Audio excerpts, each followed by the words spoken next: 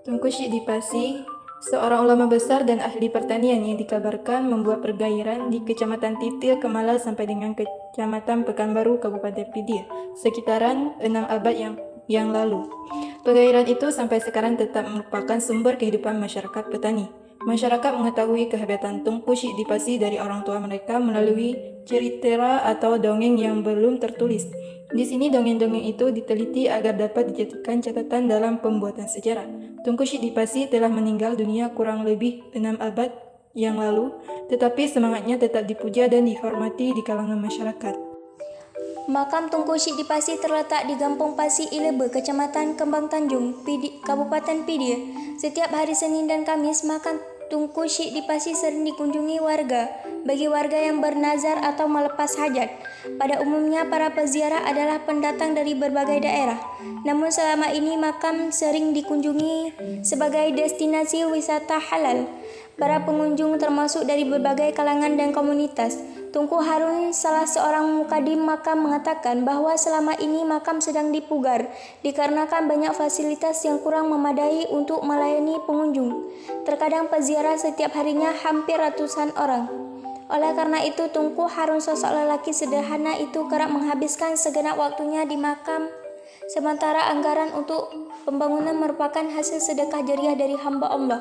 Tunku Harun mengucapkan terima kasih atas segala dukungannya pada semua pihak yang selama ini turut berkontribusi membangun makam Tunku Syek Dipasi. Adapun di samping itu, Tunku Harun menjelaskan bahwa banyak sekali peziarah terharu melihat perubahan yang selama ini telah digagasnya. Begitu pula dengan tata laksana yang ada di makam, seperti berkanduri maupun bagi yang melakukan spiritual, Tunku Harun telah merubahnya. Bahkan bagi yang ingin membaca literatur sejarah Tunku Syek Dipasi, Tunku Harun telah menyediakan buku yang patut dibaca. Ia mengatakan generasi Aceh yang akan datang mesti mengenal sejarah agar mengenal diri sendiri. Apabila sejarah Tunku Syek Dipasi sebagai sosok manusia yang langka yang pernah dilahirkan Allah ke dunia ini, di mana Tunku Syek Dipasi telah menjadi panutan umat sampai akhir hayatnya.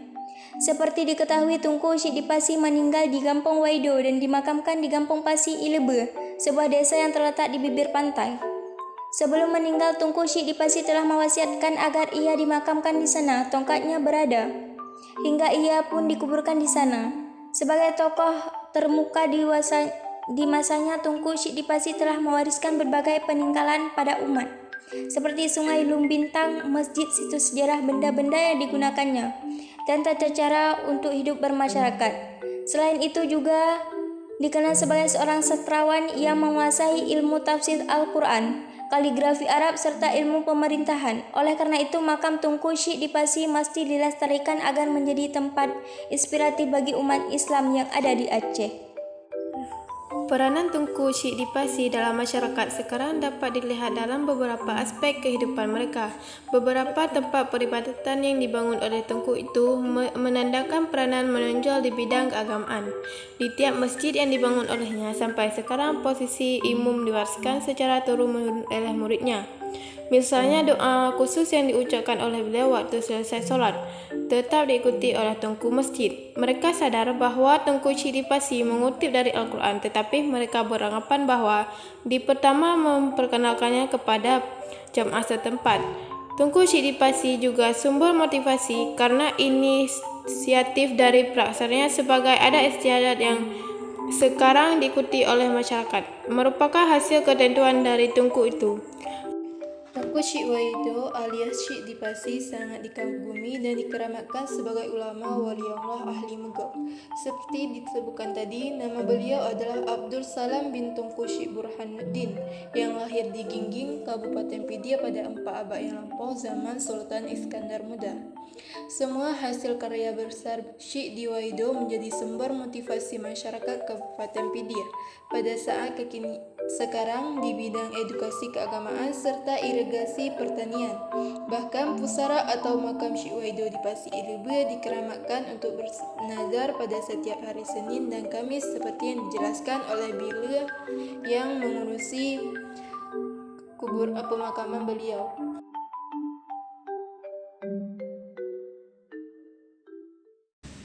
Sejarah mungkin yang aku datang karena kesekian pun katanya berpisah dengan beliau. Menyapa dalam masa beliau mewafat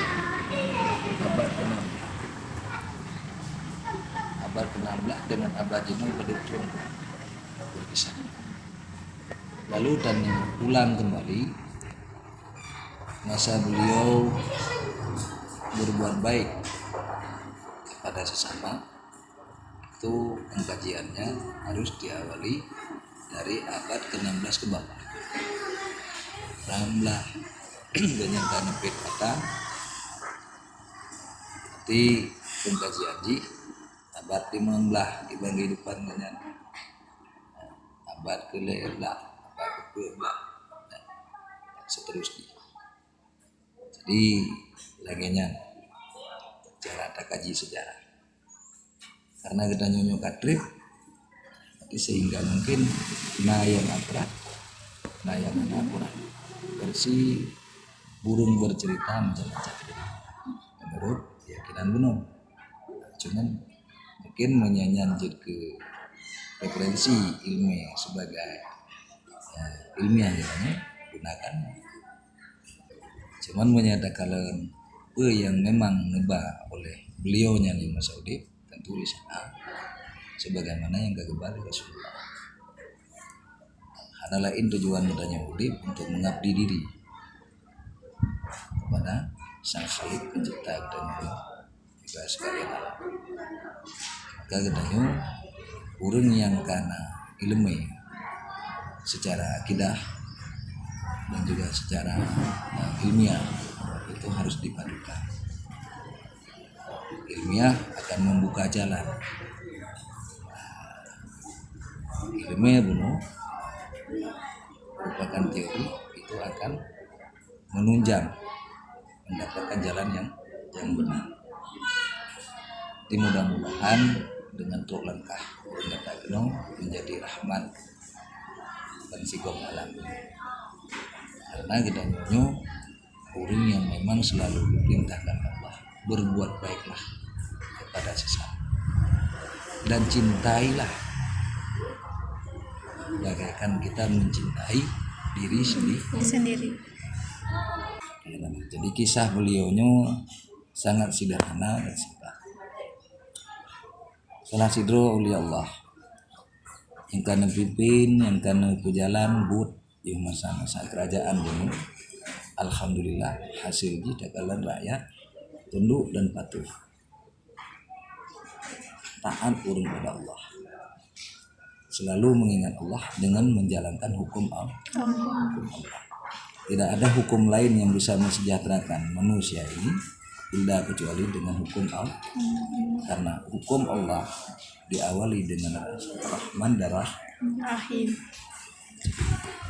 Nah beliau itulah risalah yang dibawa, diawali dari itu. Sehingga bumi ini bisa damai, sejahtera, ya, dan juga punya marwah di sisi bangsa-bangsa yang lain. Beliau menyatakan dengan sejarah singkat, cerita urungnya dari kemalan kalau Nuwo Uedo menempat peristirahatan terakhir. Yang pertama urung khusus bermahajat, dia selesaikan hajat. Yang kedua urungnya tawasul dalam bentuk wirid, ditawasul kepada para aulia Allah yang memang diyakini mendekati daripada Allah, ya. Jadi memohon doa dengan tawasul bersedia ke para aulia Allah agar harapan mereka mudah tercapai. Jadi hanya yang sering dilakukan di masyarakat luas baik dari manapun.